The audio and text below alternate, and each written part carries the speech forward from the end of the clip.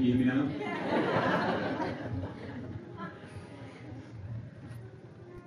Well, unaccustomed as I am to public speaking, I think this is going to be the first and last time that my wife allows me to speak on behalf of us both. Smart man.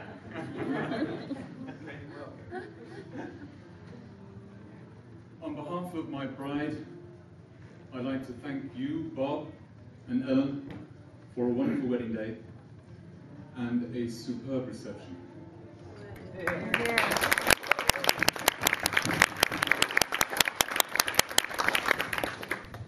Bob, thanks for giving your blessing on our marriage. We managed that one. It was really something seeing Carolyn coming down the aisle on your arm. And I know it couldn't have been easy.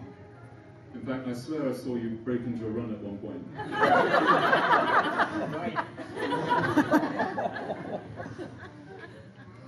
But you've always welcomed me every time I've gone around to your home and made me feel like one of the family. So I'd like to thank you for that. It's a big day, actually, for parents on both sides of the family. And it wouldn't be complete without mentioning one particular person, my late father, Michael. And although he's not here today, he's here in spirit and in, no doubt, the hearts of my mother's family. Yeah. Parents give us a great amount of love and support, especially when we need it most. And we've drawn on that, no doubt, on many occasions. But there have been times when it's been a hard push, but they've always managed to get us through, no matter what it was. And they even took the trouble to tell us the difference between good and evil, if only so that Carol and I knew which we like to do more at any one time.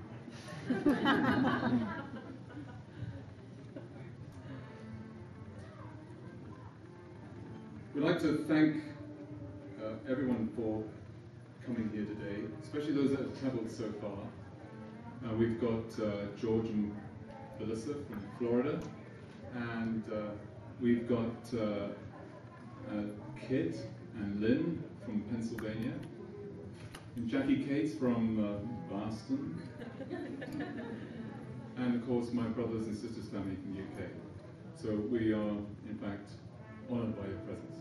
And that reminds me, thank you all for, we've been showered with gifts, and we're really quite overwhelmed by it all. And I know we're going to make great use of them, in fact, probably every day with Carolyn slaving away in the kitchen.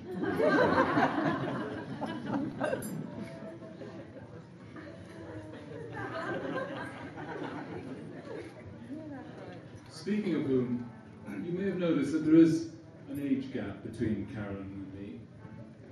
But being a gentleman, I'm not going to tell you how much younger I am.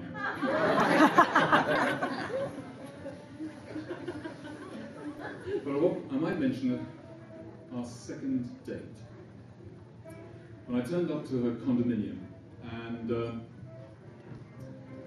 I was supposed to have brought a bottle of wine. And as I went in to her apartment, I noticed that there was a second door open, it was ajar, and I could see through into the other room. And there appeared to me to be what looked like weapons of mass torture. There was a treadmill and a rowing machine, and there seemed to be a rack and some chains. In fact, you can just imagine what could have been there. And if you can imagine it, then shame on you. Well, she said, you forgot the wine, didn't you? And I said, looking rather gleefully, but I brought a six-pack. I said, oh, you brought a six-pack, did you? That's what you call a six-pack, is it? And then she biffed me where you meant to have some abs and said, "Mister, this is what I call a six-pack."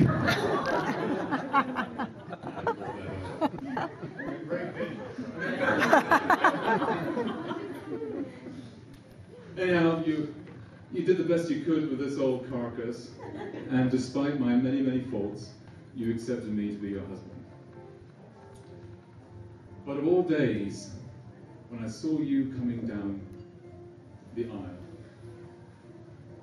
I was stunned by your radiant beauty, your dazzling smile. And I thought to myself, I'm the luckiest guy in the world. I thank you and I love you, Carolyn. Thank you for making me so happy.